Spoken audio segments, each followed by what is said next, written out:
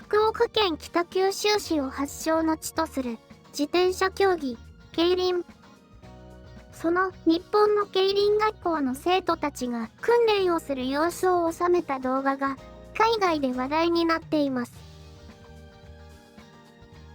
そもそも競輪は1948年に小倉の自治体が戦後復興のための資金集めと自転車産業の発展のためにギャンブルとしての開催が最初と言われています。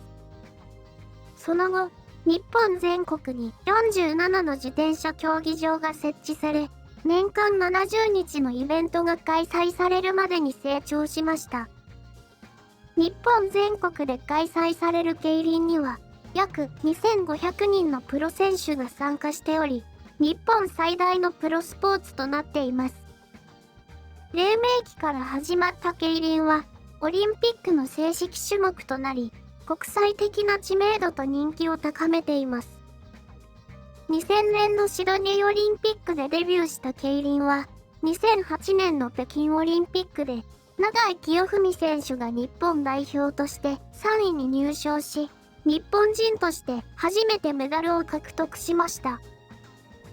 海外では人気の高い競輪ですが、日本ではギャンブルとの関連性から深刻なイメージ問題を抱えています。日本では競輪はスポーツではなくギャンブルが根幹にあり、掛け券の売り上げは年間約8000億円、約6000万枚にも上ります。日本の競輪が自転車競技というよりも明らかにギャンブル性が高いことがわかります。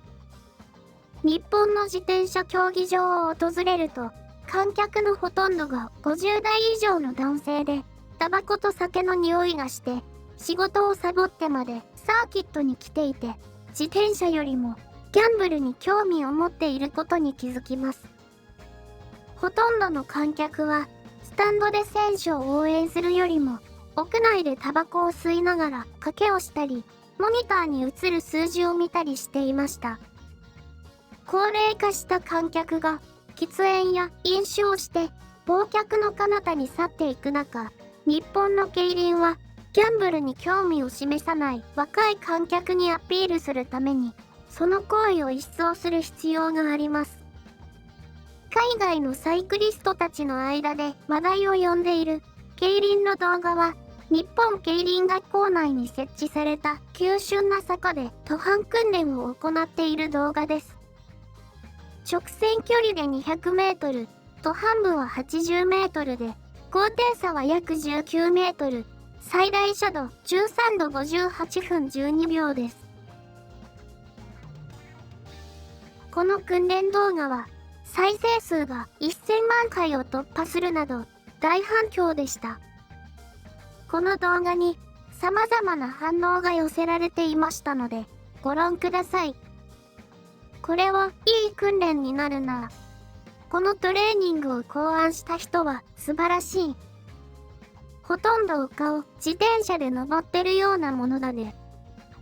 いや、本当に彼らには尊敬の念しかない。おそらく日本人からすると、あれでも基礎的な練習なんだろうな。すごいね。自転車関連のトレーニングで、あれ以上に過酷なものはないんじゃないかね。私なんて映像を見てるだけで足が痛くなっちゃう。途中まで普通じゃないかと思いながら見てたら、突然壁が現れて、男の人たちがあっさりと駆け上ってしまった。自分も早く走れるようにトレーニングしてるけど、練習の強度は彼らの足元にも及ばない。無理だよ。どんなに訓練を積んだとしても、俺にはあの坂を登ることは無理だ。ちなみに、あの自転車は固定ギアなんだろうか。僕の息子もああいった急な坂でトレーニングを積んでたんだ。当時はまだトラックの練習場が身近になかったから。その訓練の甲斐もあって、息子は高校生の時にスプリント競技の全国大会で優勝したよ。すごすぎる。自分の場合、たとえあの坂を登りきれたとしても、間違いなく体力を使い切ってるね。いや、本当に、すごすぎて笑うしかないよこれは。道さえあれば、空まで登っていけそう。あれはもう、坂っていうより、壁じゃないか。ツール・ド・フランスで優勝した日本人選手はいないの。残念ながらまだいないね。この人は数年以内に優勝しそうだってくらいに、頭角を現している選手も現時点ではいない。これは絶対きつい。間違いなくトレーニングには加えたくない。これはかなりきついぞ。坂道のトレーニングに楽しみはないからね。どうやったらあんな坂道を登れるようになるんだ。この映像は俺の想像をはるかに超えてたよ。自分は1957年製の競輪用自転車に乗ってる。今でもドバイの街を走ってるよ。若かった頃にビグモアのサイクリングクラブに所属していて、夏の夕方の訓練ではやはり坂を登ることが恒例になってたんだ。成功する時もあれば失敗する時もあるという感じだったのを覚えてるよ。俺たちも同じような訓練を取り入れてもいいかも。もし関係者以外でも練習できるなら、友人と一緒に日本に行って挑戦してみたい。日本人は自転車の訓練の方法をよくわかってるね。俺もぜひとも挑戦してみたい。もちろん下る方で。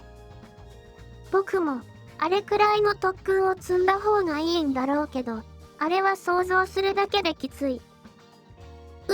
トレーニングとしてかなり優れてると思う。これを自転車界のトレーニングの定義にすべき。世界にはこれだけ頑張ってるサイクリストがいる。そう思うと自分もかなり勇気をもらえたよ。最後まで見ていただき、本当にありがとうございます。競輪についてもっと知りたいと思う人は、高評価ボタンを押してください。また、今回の話題について思っていることがあれば気軽にコメントしてください。面白い話題をまた探してお伝えしますので、チャンネル登録も忘れないでくださいね。